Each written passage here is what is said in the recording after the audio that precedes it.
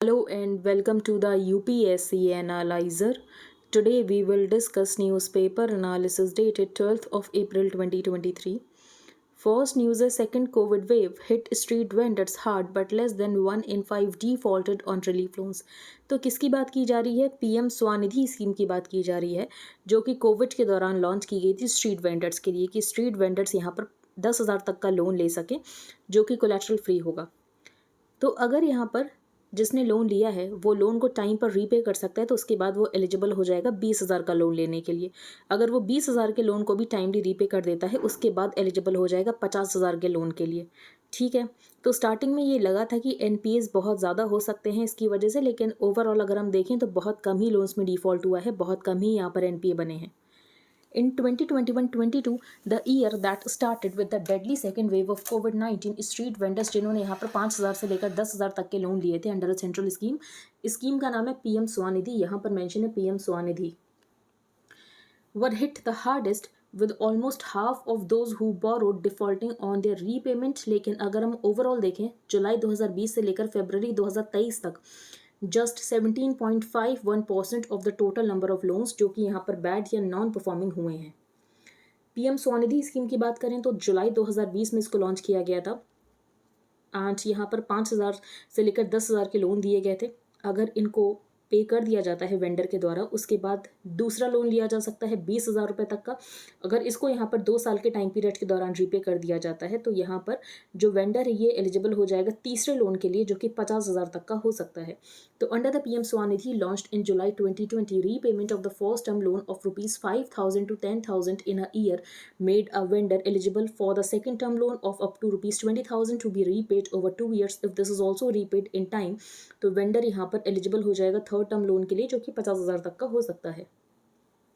Next news पर हम चलते हैं। Normal monsoon despite El Nino 96% rainfall likely.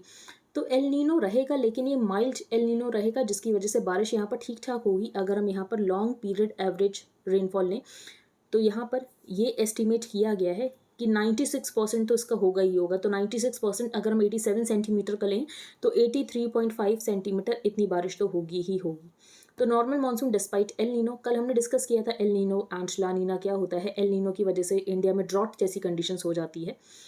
The IMD on Tuesday predicted normal rainfall during the southwest monsoon season this year despite कि यहाँ पर possibility है El Nino conditions की।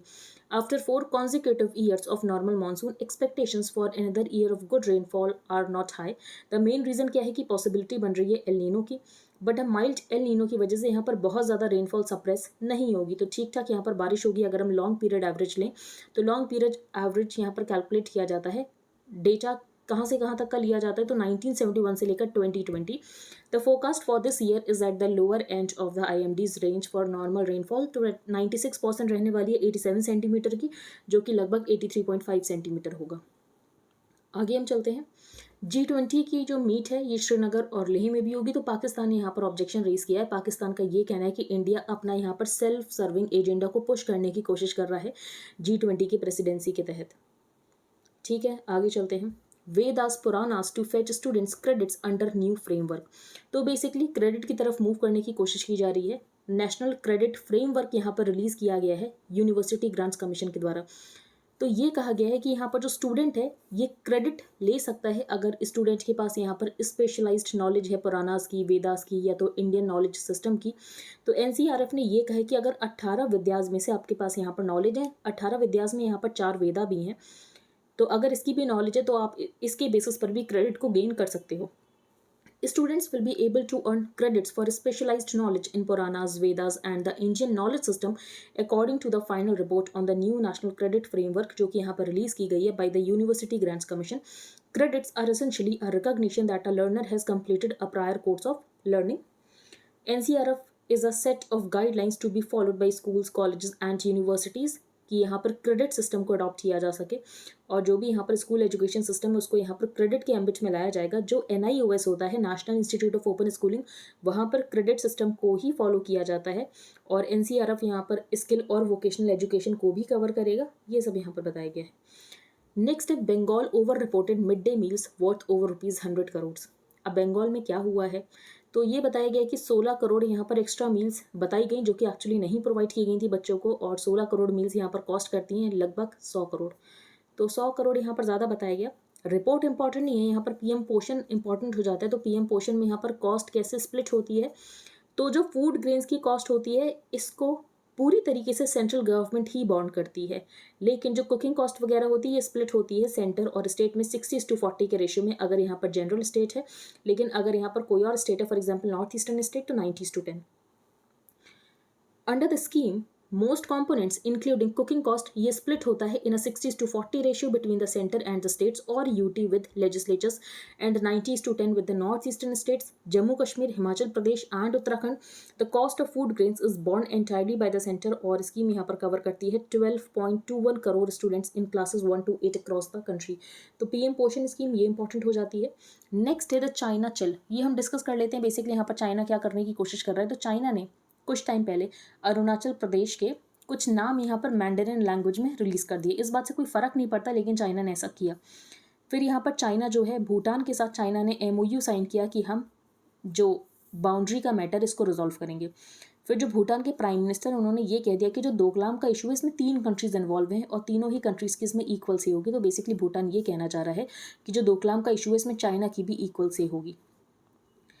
The China India war of words since April 2 over Beijing ने क्या किया, यहाँ पर 11 प्लेसेस के नाम जो हैं इनको रीनेम कर दिया मैंडरिन लैंग्वेज में। The third time it has done so since 2017। अब ऐसा पहली बार नहीं किया है चाइना ने, चाइना 2017 में कर चुका, उसके बाद फिर से कर चुका, अभी रिसेंटली वापस से किया था। द एक्सटर्नल अफेयर्स मिनिस्ट्री ने ये जो चाइना ने रीनेमिंग की है इसको आउटराइटली रिजेक्ट किया है ड्यूरिंग हिज विजिट। तो अभी हमारे होम मिनिस्टर ने अरुणाचल प्रदेश को विजिट किया और हमारे होम मिनिस्टर का ये कहना है कि हम एक निडल पॉइंट साइज्ड टेरिटरी भी किसी को इनक्रोच करने नहीं देंगे।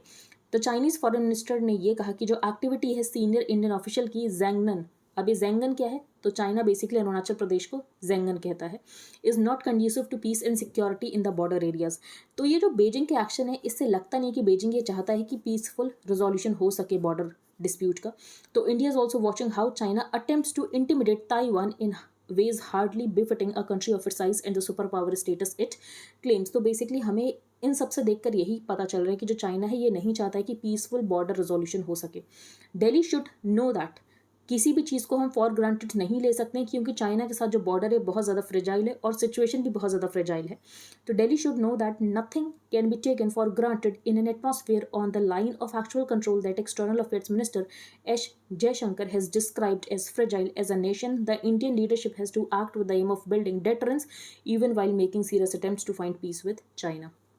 द कास्ट ग्लू, ये आर्टिकल बिल्कुल इंपॉर्टेंट नहीं है, इसको हम डिस्कस नहीं करेंगे। आप देख सकते हो सबसे पहले ये कहा गया है कि डेमोक्रेसी डेंजर में है, और अगर आप कह रहे हो कि डेमोक्रेसी डेंजर में और उसके लिए आपको अटैक किया जा रहा है तब तो ज़रूर ही यहाँ पर डेमोक्रेसी डेंजर में है।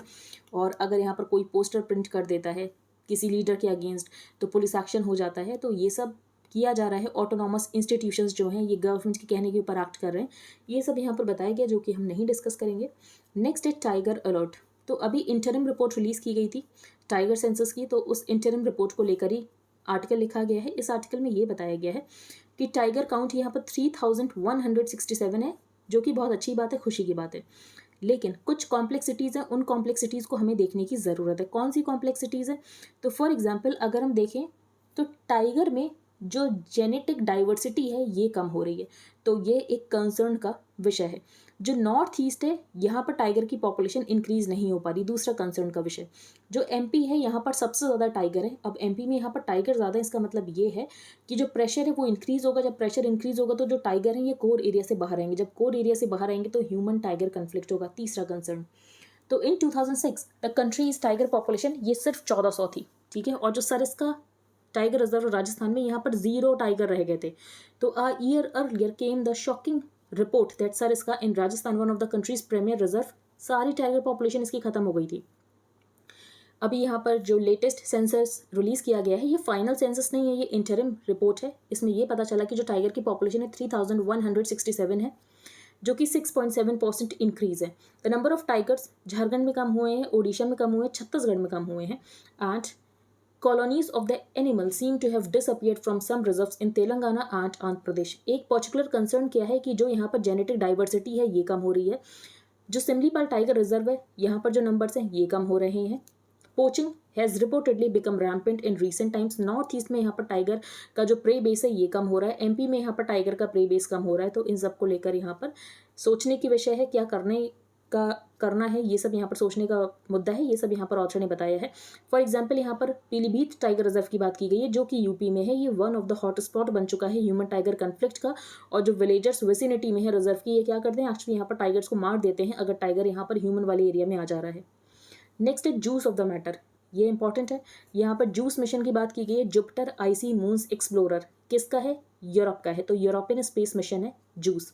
क्या करने वाले हैं? तो जुपिटर और जो जुपिटर के ओशियन बेयरिंग मून्स हैं तो वहाँ पर ऑब्जर्वेशन किया जाएगा, देखा जाएगा कि यहाँ पर लाइफ एग्जिस्ट कर सकती नहीं कर सकती। पहले लाइफ कभी एग्जिस्ट किया करती थी, नहीं किया करती है।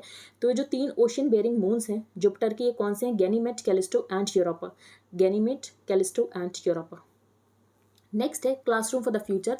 तो इंडियन एक्सप्रेस की एक सीरीज चलती है जिसमें इंडियन एक्सप्रेस में ये आर्टिकल लिखा जाता है कि जब इंडिया को 100 साल हो जाएंगे इंडिपेंडेंस के, तो आप इंडिया को किस तरीके से देखना चाहते हो? तो India 75 looking at 100।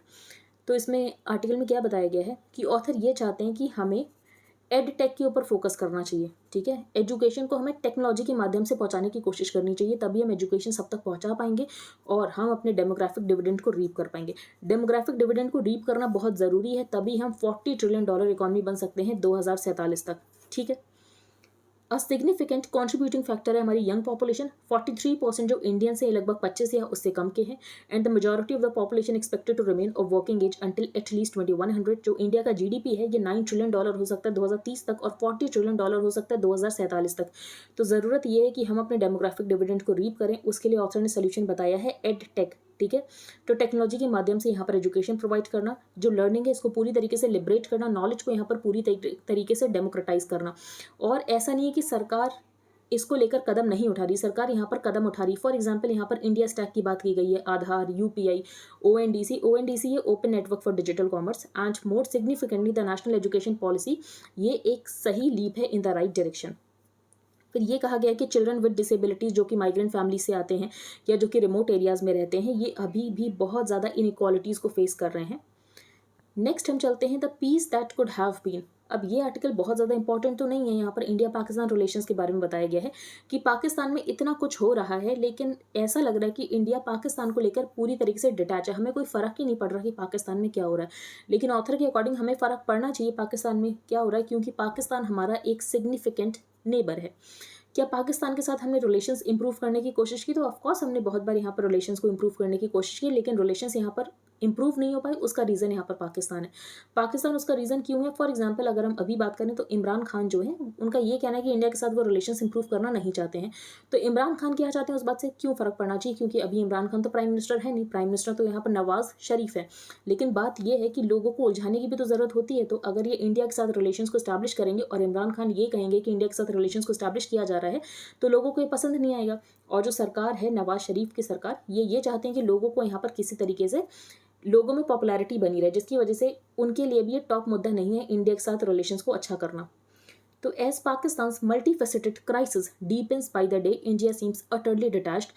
There has been little visible engagement between the governments of India and Pakistan for some years now. बस 2021 में एक सीज फायर एग्रीमेंट हुआ था, उसके बाद से यहाँ पर जो टॉक्स हैं रिज्यूम नहीं हो पाए हैं। इमरान खान जिनको पावर से आउस्ट कर दिया गया था, इनको बहुत ज़्यादा सपोर्ट मिल रहा है, जुडिशरी जो है इनकी तरफ टिल्टेड है। Ruled out talks with India the other day, और इनका ये कहना है कि जब तक आर्टिकल 370 को रिवर्स नहीं किया जाता है तब तक यहाँ पर पाकिस्तान इंडिया के साथ बात नहीं करेगा।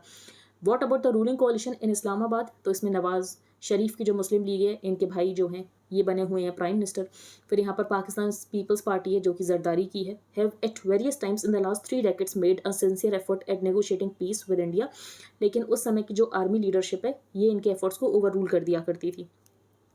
Must we then just give up on Pakistan? तो अगर ये सब पाकिस्तान में चल रहा है तो क्या हम पाकिस्तान के साथ रिलेशंस को स्टैब्लिश करने की कोशिश ना करें?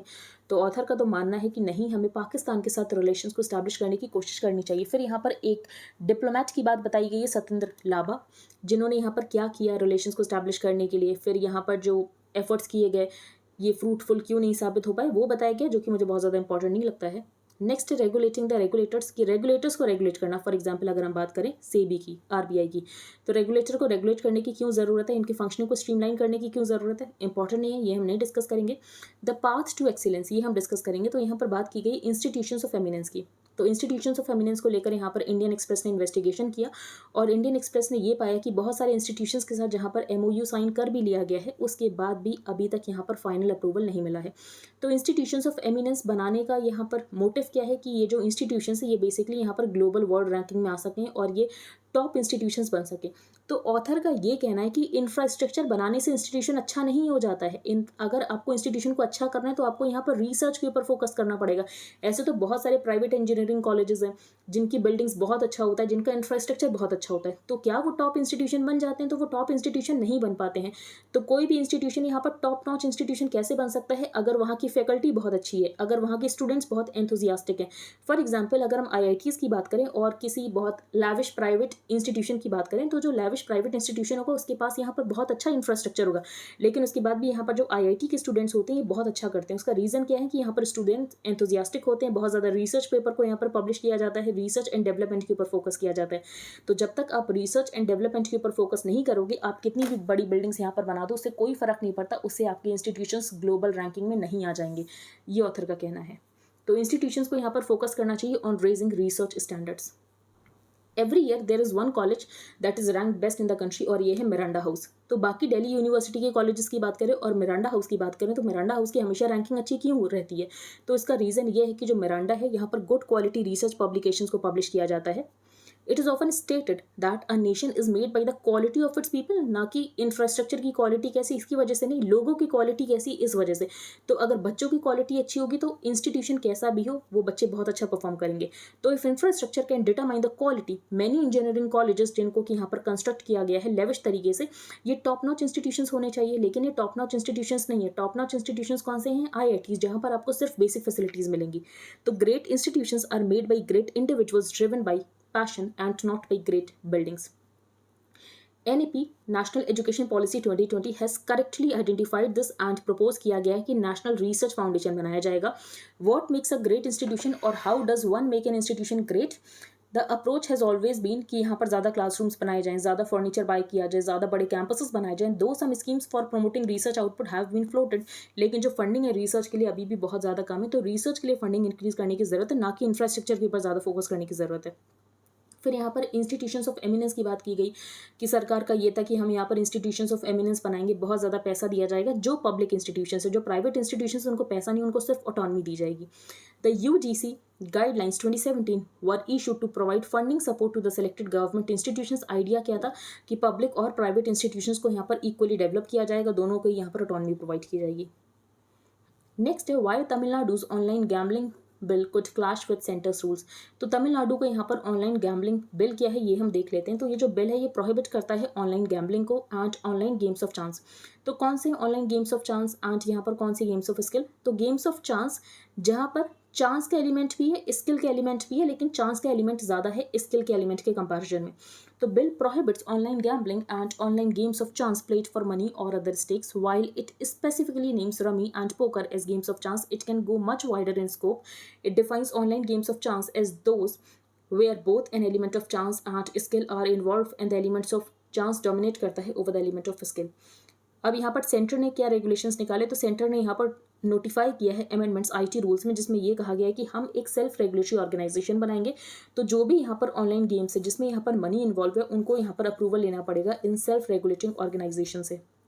तो मीटी बिलीव्स कि गैम्बलिंग एक स्टेट सब्जेक्ट है, तो स्टेट ही इसके ऊपर लॉ बनाएगा, लेकिन जो एक्टिविटीज़ इंटरनेट के ऊपर हो रहे हैं, फॉर एग्जांपल यहाँ पर ऑनलाइन गेम्स, तो ये यहाँ पर सेंटर के डोमेन में फॉल होता है, यूनियन के डोमेन में फॉल होता है। तो including online gambling and gaming जो कि इंटरनेट के ऊपर हो रहा है fall exclusively in its domain. Centre ने यहाँ पर क्या नॉर्म्स निकाले? तो वही नॉर्म्स है जो कि मैंने आपको बताया कि यहाँ पर सेल्फ रेगुलेटरी बॉडीज़ को बनाया जाएगा जिसकी अप्रूवल की ज़रूरत होगी अगर ऑनलाइन गेम्स में यहाँ पर मॉनिटरी एलिमेंट इन्वॉल्व है। ठीक है, ये याद रखना है। नेक्स्ट है लेंस ऑन इन्फ्लेशन टारगेटिंग। तो RBI ने रेपो रेट को नहीं इंक्रीज़ किया। अब RBI ने रेपो रेट को क्यों नहीं इंक्रीज़ किया अगर इन्फ्लेशन यहाँ पर 6% से ज़्यादा है? क्योंकि यहाँ पर ग्रोथ सफ़र कर रही है, जिस वजह से यहाँ पर RBI ने नहीं इंक्रीज़ किया है रेपो रेट को। क्योंकि रेपो रेट को इंक्रीज़ करने की वजह से यहाँ पर लोन्स महंगे हो जाते हैं, लोन्स महंगे हो जाते हैं तो लोग यहाँ पर डिमांड नहीं करते हैं, डिमांड नहीं करते हैं तो ग्रोथ यहाँ पर सफ़र करती है। Last week, RBI decided to stop raising interest rates. This was unexpected. RBI had consistently raised interest rates, trying to pull runaway inflation down closer to its target 4% level. फिर author का ये कहना है कि जो इंडिया में inflation है ये over heating of the economy की वजह से नहीं है. इंडिया में जो इन्फ्लेशन है सप्लाई साइड शॉक्स की वजह से है. Over heating of the economy का क्या मतलब होता है? तो अगर मार्केट में आप अचानक से बहुत ज़्यादा पैसा डाल दो तो डिमांड बहुत ज़्यादा इंक्रीज हो जाती है, और डिमांड अगर बहुत ज़्यादा इंक्रीज हो जाती है और सप्लाई नहीं होती है तो मार्केट में इन्फ्लेशन आ जाता है. तो एक रीज़न तो ये होता है इन्फ्लेशन का कि फ्रंट लोडिंग की वजह से over heating of the economy हो जाती है. दूसरा रीज़न जिसकी वजह से इंडिया में इन्फ्लेशन है ये है सप्लाई साइड डिस्ट्रप्शंस. डिमांड बहुत ज़्यादा नहीं है लेकिन जितनी डिमांड है वो फुलफिल नहीं हो पा रही है क्योंकि सप्लाई साइड डिस्ट्रप्शन है. तो अगर सप्लाई साइड डिस्ट्रप्शंस नहीं होंगे तो अपने आप ही इन्फ्लेशन यहाँ पर कंट्रोल में हो जाएगा. ठीक है, ये बताया गया इस आर्टिकल में. नेक्स्ट है यहाँ पर बेलफास्ट एग्रीमेंट या गुड फ्राइडे एग्रीमेंट की बात की गई है. तो नदर्न आयरलैंड में बहुत ज़्यादा यहाँ पर आर्म्ड कन्फ्लिक्ट था. जब यहाँ पर आर्म्ड कन्फ्लिक्ट एंड होता है उसके बाद एक एग्रीमेंट साइन होता है जिसको कहते हैं गुड फ्राइडे एग्रीमेंट या बेलफास्ट एग्रीमेंट.